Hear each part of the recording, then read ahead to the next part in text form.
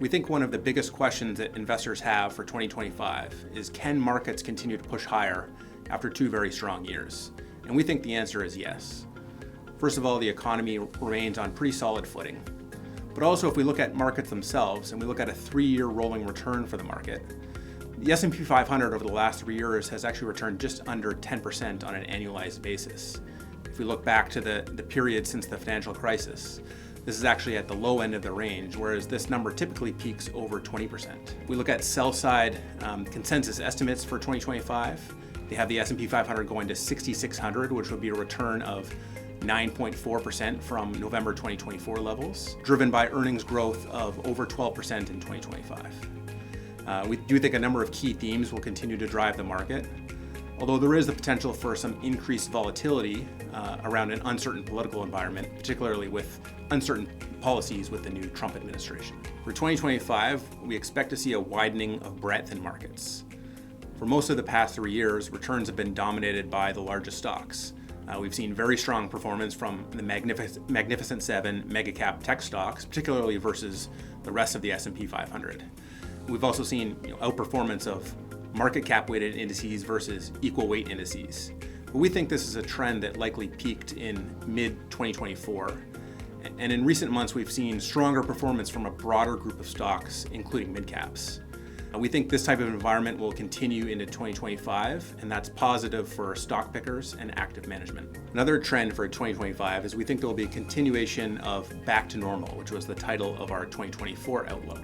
So we think in the US, a soft landing has already been achieved, but we do think there will be continued normalization when it comes to inflation and interest rates.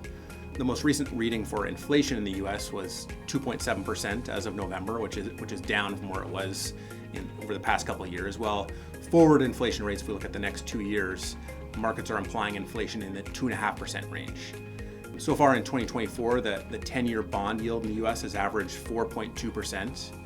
And we think that the 10-year bond yield can likely trade in a range that approximates nominal GDP growth, which is something we often saw in the era before quantitative easing. So right now, consensus estimates for 2025 are for US real GDP growth of 2.1% and inflation of 2.4%. So this would imply fair value of something in the 4.5% range on the 10-year bond. In terms of the Federal Reserve, we think they likely continue down the path of normalization on interest rates, with markets currently pricing in a terminal rate of 3.75% for this cycle.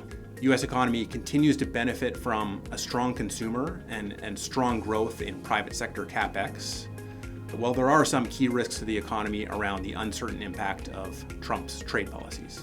In terms of the investment landscape for 2025, we think 2025 will be dominated by a number of key themes. Firstly, artificial intelligence. Obviously, artificial intelligence has been a dominant theme in markets since the launch of ChatGPT just over 2 years ago now.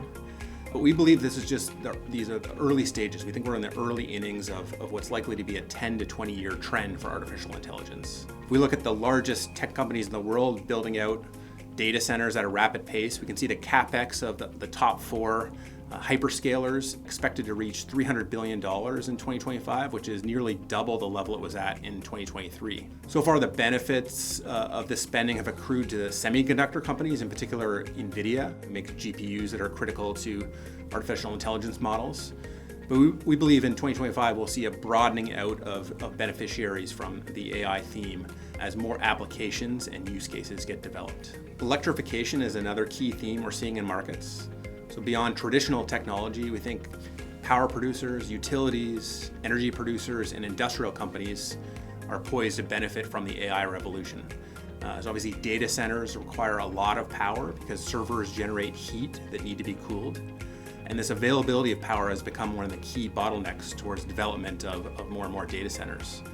Now we see many utilities expecting growth after decades of flat power output, and there are several companies across our portfolio lineup that are poised to benefit from this trend. Another trend that we've seen in recent years that we think will continue in 2025 is reshoring. So this trend of bringing manufacturing back to the US, after decades of outsourcing to China and other parts of the world, has accelerated in recent years after COVID exposed vulnerabilities in global supply chains. Since COVID, we've seen various government support programs for reshoring with legislation like the CHIPS Act, the IRA, and the Infrastructure Investment and Jobs Act. This trend is likely to accelerate under Trump with his tariff policies incentivizing more domestic production. And this continued build out of industrial production in the US will benefit many areas of the economy and market. Obesity drugs have been another key theme we've seen in the market over the past couple of years that again we think continues into 2025. We continue to believe these anti-obesity drugs will become one of the largest pharmaceutical categories of all time, with some estimates seeing the market reaching over $100 billion by 2030. The biggest winners so far have been Eli Lilly and Novo Nordisk, the two drug makers of the key anti-obesity drugs out in the market today. But we think there are plenty of opportunities for many other companies across the healthcare space throughout the healthcare value chain. For financials, we think there are several key trends that will drive the sector in 2025. First of all, margins, net interest margins are likely to continue to improve as the Fed continues cutting short-term rates, while we believe long-term rates will hold up at higher levels, thus steepening the yield curve. We also think we're in the early innings of a capital market cycle that will see a boom in IPO and M&A activity over the next several years. And across the banking space, we see very strong capital levels, and we think with the incoming administration in the US, revised rules around capital are likely to be extremely watered down, meaning that banks will be able to return more and more excess cash to shareholders throughout 2025. For more information, see our 2025 investment outlook at bromptongroup.com/2025 outlook.